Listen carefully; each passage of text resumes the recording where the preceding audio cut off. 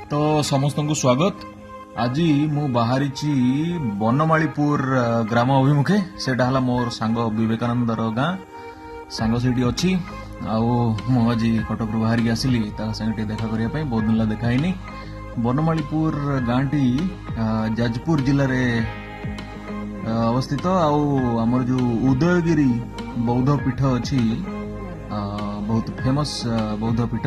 उदयगिरी कहले गोटे जो खंडगिरी उदयगिरी भुवनेश्वर अच्छी से नुहे आम जाजपुर जो बौद्ध स्थली अच्छी जो गोल्डन ट्रायंगल एटी अच्छी रत्नगिरी ललितगिरी और उदयगिरी से उदयगिरी थारु अनति दूर रे अवस्थित आम बनमालीपुर गाँ। आपण मैंने जहाँ देखुवे जो सबुज वृक्षराजी एवं पहाड़ आउ नील आकाश तो यही दृश्य सब देखले मोर मन पड़ुची से ओडिया गीत जे आम गाँ को थरे जी आसी सी आ भूली पारनी ना कौन एमती गोटे गीत अच्छे ओडिया गीत।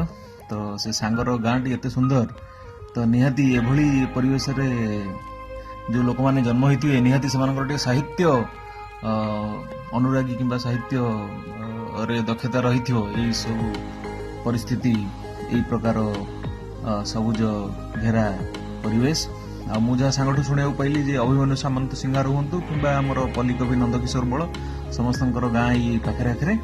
तो मोर जो अनुमान टी यही परिवेश को देखिकी होउथिला अनुमान टी सत बहुत साहित्य सृष्टि करथिबा लोक आमर यही जगह ही से जन्ममाटी।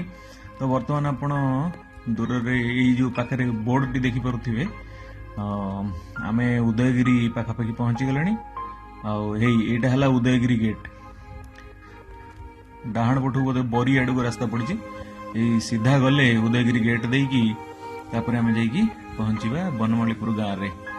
आउ मझिरे आमर ता गाँ पाखे गाड़ी मोर कादुआ फसिला बहुत कष्ट करी टणा उटरा करी गाड़ी टी बाहर कलु तापर सांग घर को गली से सब वीडियो रे कैप्चर हेनी। तो वीडियो रे कैप्चर हला एठू बस सांग संगे हमर देखाई गलानी सी चलाउची तार एक्टिवा मु बसची पछरे। एटा हला गेंगुटी नदी आमे ऊपर थिबा ब्रिज आमे अबिका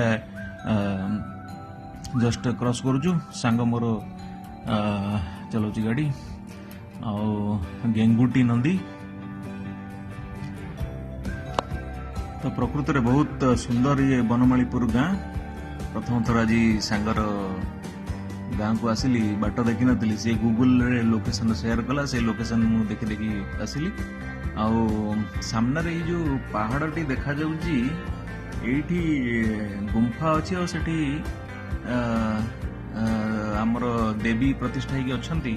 आ प्रत्येक माघ सप्तमी रे सेठी लोकंकर भिड़ हुए पूजा अर्चना हुए लोक रात्रि भी रुहंती। आ मोर ये जो सांगर जेजे बापा आगुरु सेठी जाइकी पूजा करुथिले वर्तमान आउ जेजे बापा नहांती। तो से जगह केवल ए माघ सप्तमी रे लोक माने गहली होउचंती। एबे आमे प्लानिंग भी करूथिलु बसी कथा होउथिलु जे केबे गोटे ता ऊपर को जाई पूरा ट्रेकिंग करी चढ़ी पहाड़ उपरे गोटे कैंपिंग पूरा हम ता ऊपर गोटे राति सारा रहिबा सेठी आ सकाळु सनराइज इत्यादि रो फोटो वीडियो इत्यादि उत्तोलन करी सकाळु ओलेवा बोली। तो देखा जाऊ प्लानिंग कौन केते बट जाउची।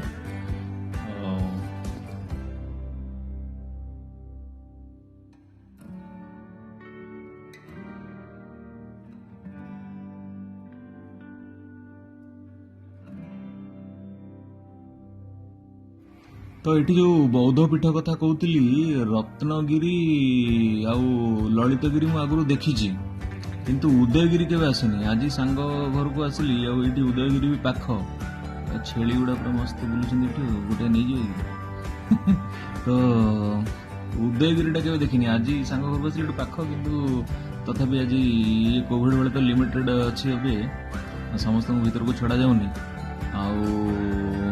तो आज भी देखी हेलानी संध्या प्राय पाख हेलानी आउ केवे आसिले देखिबा बढ़िया पूरा पहाड़ आ दुई पटे विस्तीर्ण समतल चाष जमी अरे ये छुआ सब दल दल होगी बसिଛନ୍ତି ये समस्ते प्राय मोबाइल रे गेम खेलुଛନ୍ତି। कोविड समय रे प्राय समस्ते घर रहउଛନ୍ତି बाहर को जाई पारु नांदी तापर ये जो मोबाइल प्राय पिला सब माने एई टाइम रे बसी गोटे कोन क्रिएटिव काम कले होंता सृजनात्मक काम किंतु समस्ते प्राय मोबाइल ले बिजी मोबाइल निशा हमको भी धरलानी छुआंक कथा छाड़। अच्छा तो प्राकृतिक सौंदर्य रे भरपूर आमर बनमालीपुर ग्राम ये जो सांग विवेकानंद चुटी पाची गलानी बिचारा बुढ़ा ही आसलानी तार गाँ यहाँ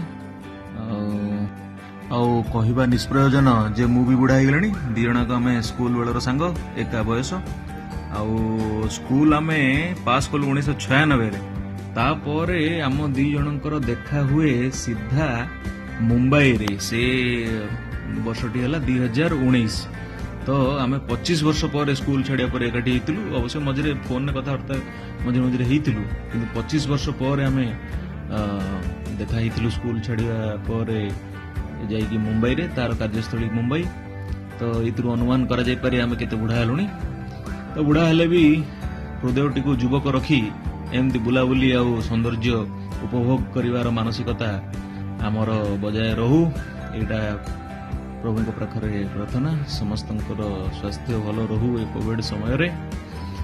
तो आज भिडियोर श्रेय जीव विवेकानंद को मोर बंधु तो आपण समस्त को धन्यवाद दे वीडियो टी देखी ए छुआ ये दल दल पुणी मोबाइल देख हौ चलू आज ये आउ पुणी नेक्स्ट वीडियो रे देखा टेक केयर गुड बाय।